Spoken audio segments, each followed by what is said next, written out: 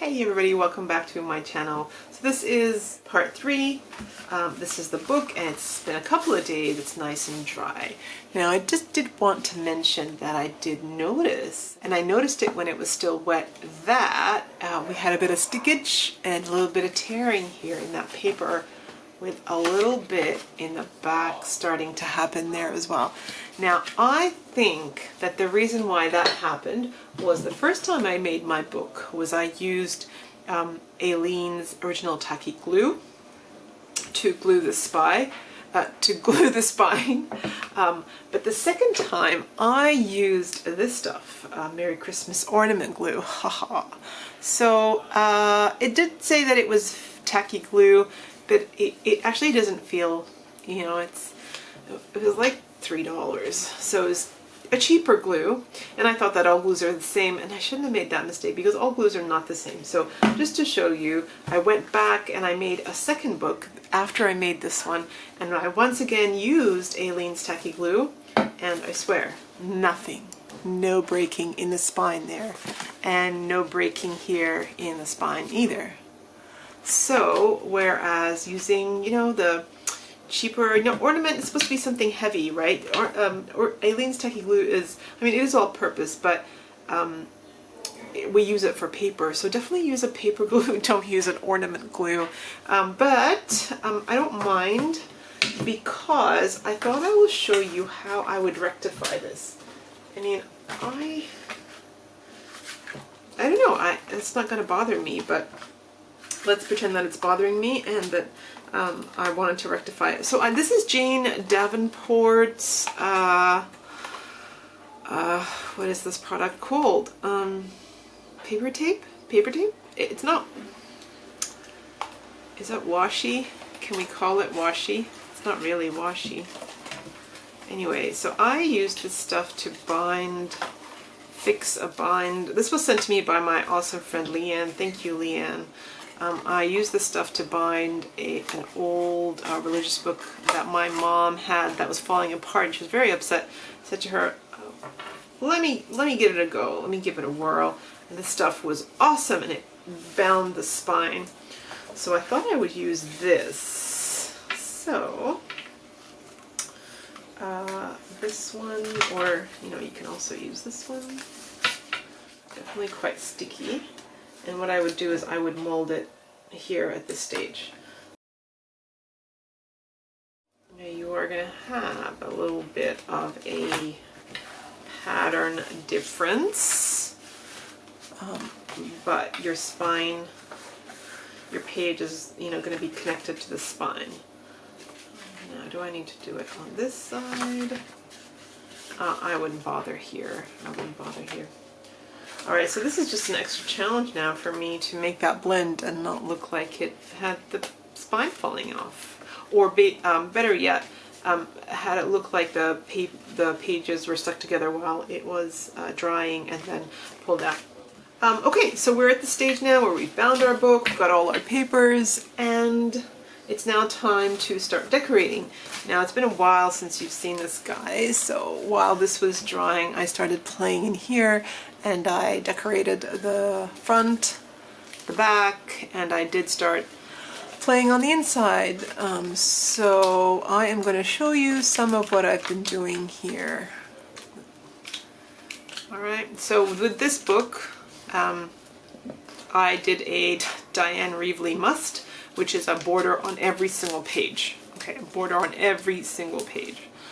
I felt quite bound in by all these borders. Like, for example, in some of them, I only did a border on part of the page like this. I love this. This is awesome. I can't wait to use this. Wish I hadn't put that down, because it just had a lovely stencil there. And there was another one, which is the heart one. This one. So I like just having borders on either side. Don't feel like it's as crowded when you have just two sides. So we're going to try a few of those in this one. So after your page is done, go ahead and grab a few things. So this is like the general rule of art journaling. Everybody talks about this. You want to color your background, you then want to enhance by adding some stencils to your background, you want to put a focal point, you want to put some supporting elements, and then you want to put some words. So pretty straightforward recipe. And we've done, you know, 1 and 2. For pages like this, you might think, oh, what a terrible pull, and then you would just repeat step 2, which is enhancing it by using stencils. Same with this. You might think that this is horrible and want to add some more things. So let's go ahead and look at what we could get for focal points. So, I mean, you got a whole lot of stuff here. You've got stamps, and what I've done is I've gone ahead and pre-stamped a few things. Stamps, so the Dilutions, love these guys. So that one, and if you cannot be bothered, you can go straight for die cuts. So can't be bothered to stamp, that's okay. We've got some botanicals from Tim Holtz. We've got the paper dolls. They make great focal points. Grab some die cuts even, like this is art journaling, this is play. So this is like a collection that I bought a while ago. This is all that's left. This is a collection that I had once again. That's all I have left. I've got Kaiser Crafts collection here. This is Stargazer. So I thought I'd pull that out. And so that's all your ideas for focal points. Supporting elements. These are things like art marks and splatters and circles, and just to incorporate the focal image instead of it just being stark there against the background. You can easily have it incorporated into the background. And then finally words. So with words, I pulled out, I've got some words here, I've got some words here, you can make your own words, and then I've got all of Tim's little stickers here. So get ready. Once you're ready to sit down to the stage, have everything here next to you so that you are ready. Alright, so let's start off with this hard page. Give myself a bit of a challenge, okay? So we've got a bit of yellow and a little bit of purple. You know that yellow and purple are complementary colors, so they go well, but I want to add a little bit more on the sides here. So what I want to do is I want to grab, next to yellow is like orange this way, and next to yellow is green. So let's go ahead and get started with a little bit of an orange color and a stencil. So on the side here I have a whole lot of stencils. I've got heaps of stencils in this bag. I also have, and I do want to use mainly just these, only because they're nice and small scale for a small scale journal. So I'm going to try to use as much stamping from this and as many of the stencils here. So I want to start off first by, look at this yummy palette. I love these colors. So I got a bit of green, orange, yellow, and pink.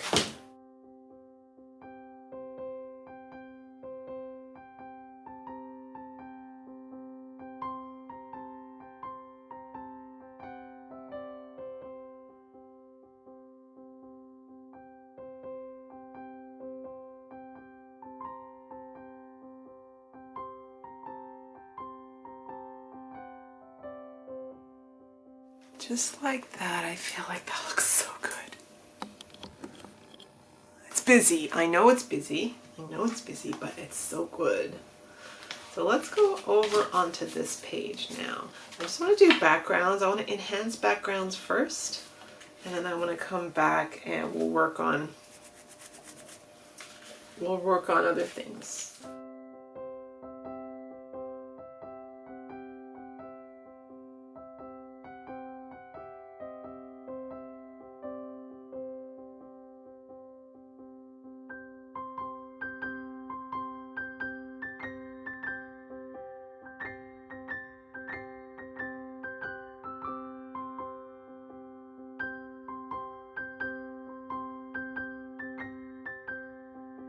Yes, yes. And I don't want to add anything here. Okay, I feel like that's not my style. I think that that is lovely.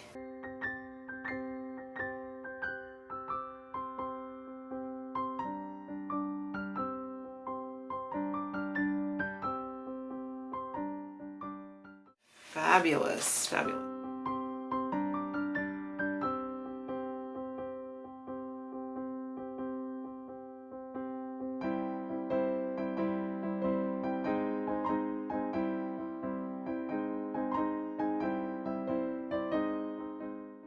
Just like that, I've enhanced that background. And now this guy is, you know, this is such a strong page. So I feel like I need to break it down.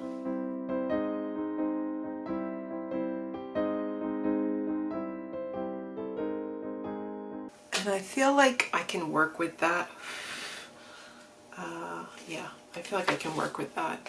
Once again, I don't want to box it in. With this page, I'm going to leave that alone for now. All right, with this page, I feel like this page, we need to have a look at its focal image, and then we'll do some supporting elements with that. This one definitely requires, I think,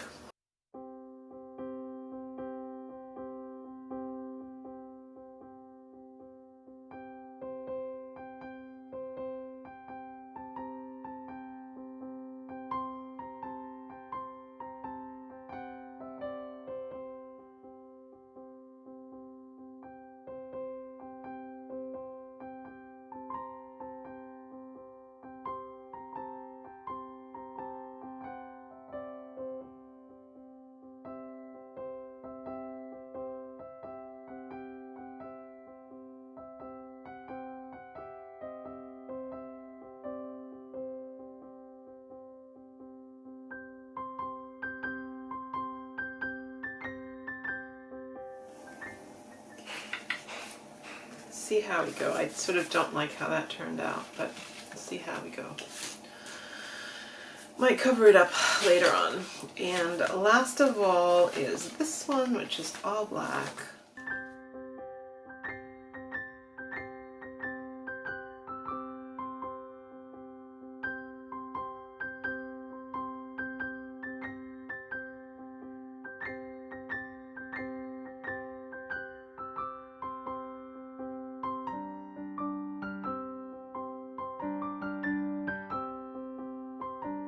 See how we go with that. Right. Okay, so just like that, I've enhanced the backgrounds, all bar the one,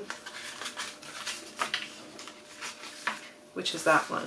This one I feel like I want to leave a lot of white space. I don't want to do too much with this one.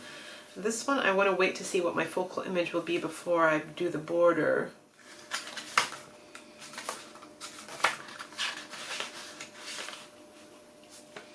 All right, so let's go to the very beginning, this page here. Now, it's fair to say that this page is pretty busy. And when a page is busy, some of the techniques that you can use to take down some of the busyness is either to layer something on top of it, like putting on a tag, or to reduce it. And I was going to put some of the tissue paper, which I'd started unpacking there, but then I saw that little circle on the right hand side and I decided, you know what, I could create like a masked area. So I've got a little bit of black paint there, and what I'll do is put down this circle, so that will preserve the pattern that is underneath. And I'm going to go around with my ink dauber or my sponge, and I'm basically going to black out the rest. So when I pull off the circle, you can see that it leaves behind a pattern, but it's not too like in your face. So now I'm reaching for my Dino Wakeley silhouette stamp. This is the mini version, and I've already stamped out a few here and fussy cut them just to save a little bit of time. And I thought what I would do is put a girl in each of the circles, and I just left 2 circles, although I only stamped 4 and I couldn't be bothered to go back to stamp any of the rest. So I thought I'd leave 2 circles, and after I glued them down with Aleene's tacky glue, I then reached to the tissue paper from Dino Wakeley, and I chose the sentiment that says, "Art changes people and people change the world." You know, the silhouettes here, they represent the people in the world. So I thought it was an apt quote for this journal page. So now that my focal elements are in and my words are in, I then decided to add a little bit of the supporting elements. And for this, I thought I would grab my Posca white paint pen, and I'm just doing the simplest of borders around each of the circles, which is my dot and then my dash, my dot and my dash. Nothing fancy here, but it just kind of it finishes each of the circles nicely, and I kind of quite like that. So that is my first page in this art journal.